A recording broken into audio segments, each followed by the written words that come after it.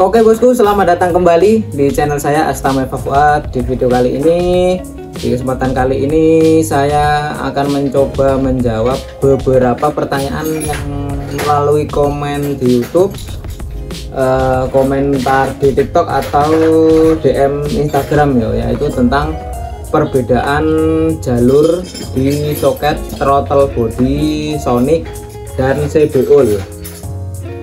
Jadi di sini sudah ada contohnya, ini contoh throttle body dari CBOL atau CB 150R yang lama itu. Modelnya seperti ini bentuk throttle bodinya. Sedangkan ini adalah bentuk throttle body dari Sonic, kurang lebih seperti ini. Untuk model sensornya sendiri modelnya sudah berbeda, tapi untuk bagian soketnya ini, nah di bagian soketnya ini sama persis, soketnya ini sama. Silakan ini dipindah sini juga boleh, ini pindah sini juga bisa, tapi jalurnya berbeda. Oke, kita gambar dulu ya. Ini kita ilustrasikan ya, misalkan ini posisinya seperti ini. Nah ini seperti ini, jadi ini mulai dibaca dari posisi dari kiri ya. Ini 1 2 3 4 5 seperti itu. Kita gambar dulu.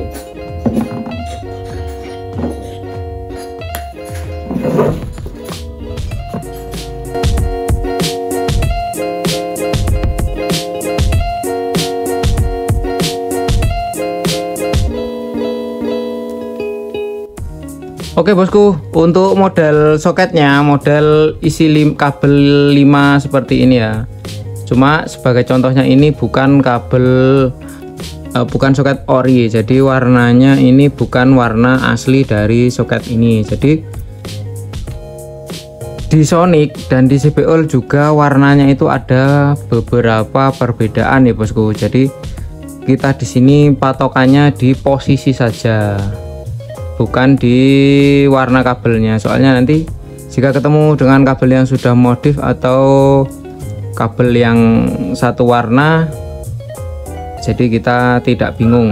Jadi posisinya kita hafalin di posisinya, bukan di bukan warna kabelnya. Oke, keterangan itu yang 1 sampai 5 kita bacanya dari kiri ya, dari sini. Bagian klipnya ini di atas seperti ini. Jadi hitungnya dari 1 2 3 4 5 seperti ini. Oke, kita mulai ya.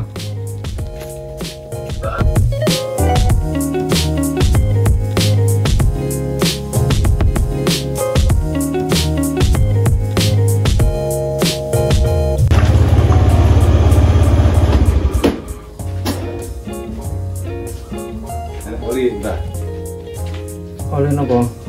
Ya, level Oli nopo? oli Beda kita? beda anu, supra. Biasanya yang nopo? Terang gitu lah, Oke, cek.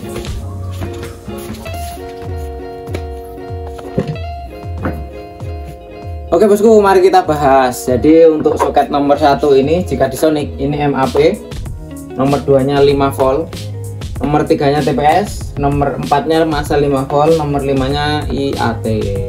Sedangkan di CBOL nomor 1 nya MAP, nomor 2 ini TPS, nomor 2 masa 5 volt, nomor 4 5 volt, nomor 5 IAT. Jadi kesimpulannya untuk nomor 1 dan nomor 5 ini posisinya sama seperti itu ya. Terus untuk yang lain, misalkan yang motornya atau motornya Sonic atau motor ecunya Sonic, pengen TB nya CBOL ya pakai yang rangkaian ini.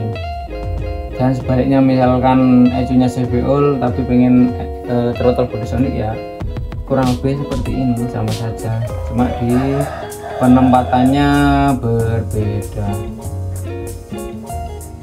seperti ini.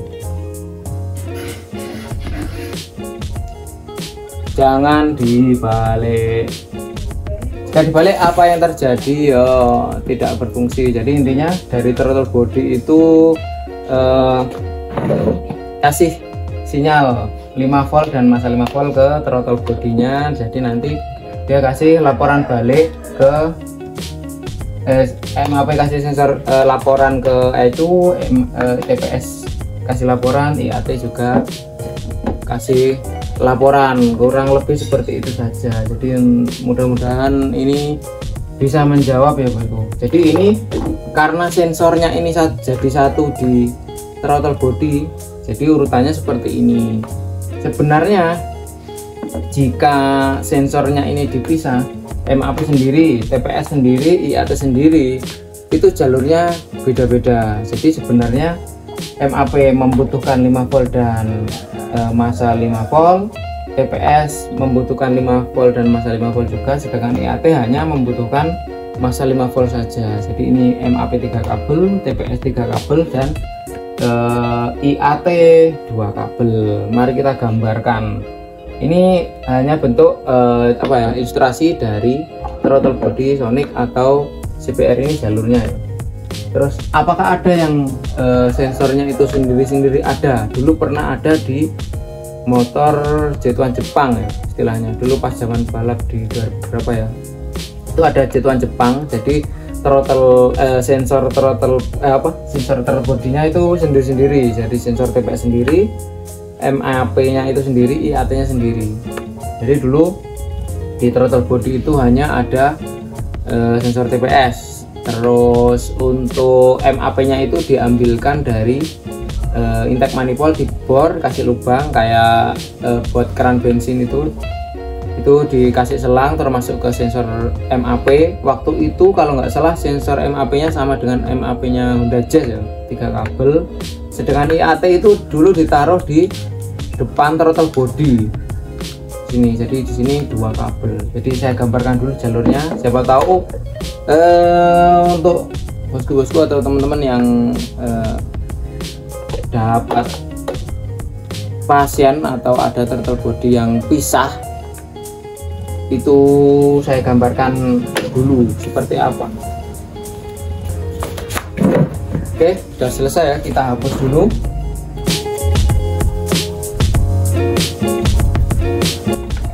Nah, jalurnya jika sensornya ini terpisah, jadi untuk TPS itu, misalkan TPS, jadi di sini ada 5 volt, ada 5 volt, masa 5 volt, dan ada TPS. Nanti ada di MAP sama juga, di sini ada 5 volt, ada masa 5 volt, dan ada MAP. Sedangkan di IAT itu hanya masa 5 volt dan IAT saja. Jika ngecer lah istilahnya, jika TPS sendiri ya butuhnya 3 kabel seperti ini, jalur ini yang MAP seperti ini. Untuk yang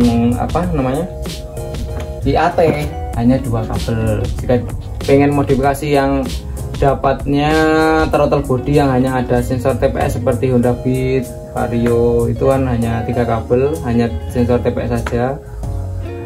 Seumpama ingin memodifikasi memakai ECU yang sensornya lengkap, yang ada MAP dan IAT nya, bisa dibuatkan jalur. Kalau dulu saya pakai MAP nya Honda Jazz ya, intake manifoldnya dibor, dikasih lubang, nanti dikasih selang, dimasukkan ke sensor MAP nya, masukkan ke sini, terus soketnya ada 3 kabel seperti ini, dan semuanya nanti masuk ke ECU, dan ini sama masuk ke ECU juga. Jika dapat pengen memodifikasi sensor yang lengkap seperti itu, jika sensornya terpisah. Jadi sebenarnya kalau secara teori ya, injektor yang baik atau injektor yang bagus ya sensornya yang lengkap. Maksudnya yang lengkap, sensor utamanya itu ya di throttle body ada TPS, MAP, dan IAT. Kurang lebih seperti itu saja. Terus sensor utama itu sebenarnya kalau dulu zaman di balap itu yang dipakai hanya di ECU itu yang sensornya hanya TPS, MAP, IAT yang ada di throttle body, dan sensor EOT atau ECT, sensor panas mesin. Kurang lebih ini jawaban atas pertanyaan-pertanyaan yang kemarin sudah komen atau DM.